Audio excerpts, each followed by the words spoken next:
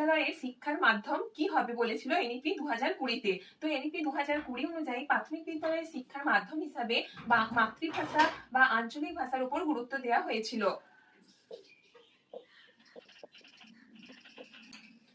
Foundational স্টেজে কোন বয়সের শিশুদের অন্তর্ভুক্ত করা হবে?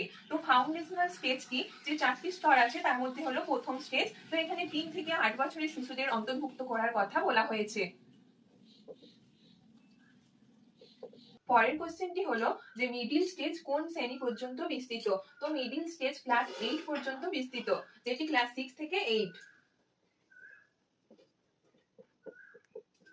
ক্লাস 8 পর্যন্ত বিস্তৃত এই স্টেজে কোন বয়সের মধ্যে অন্তর্ভুক্ত হলে হবে? যে 11 থেকে 14 বছর বয়সের মধ্যে মিডিল স্টেজ অন্তর্ভুক্ত।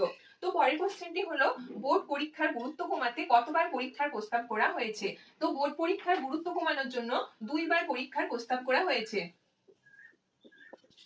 মানব সম্পদ উন্নয়ন মন্ত্রক এর নাম পরিবর্তন করে কি নাম রাখা হয়েছে? বর্তমানে এটির নাম রাখা হয়েছে শিক্ষা মন্ত্রক।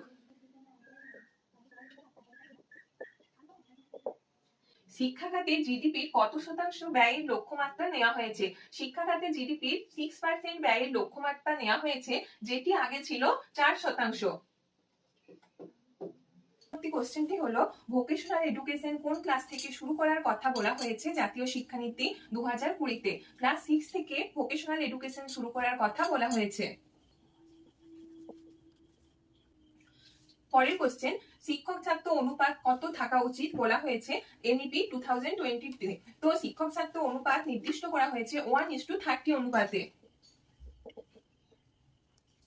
নেক্সট কোশ্চেন, 2030 সালের মধ্যে স্কুল শিক্ষায় কত শতাংশ গ্রস এনরোলমেন্ট রেশিও অর্জন করার লক্ষ্য স্থির করা হয়েছে? তো এনইপি 2020 অনুযায়ী 2030 সালের মধ্যে 100%ই স্কুল শিক্ষায় গ্রস এনরোলমেন্ট রেশিও অর্জন করার লক্ষ্য স্থির করা হয়েছে। শিক্ষক প্রশিক্ষণের জন্য কোন সংস্থা গঠিত হয়েছে? তো শিক্ষক প্রশিক্ষণের জন্য নিট নামক সংস্থা গঠিত হয়েছে।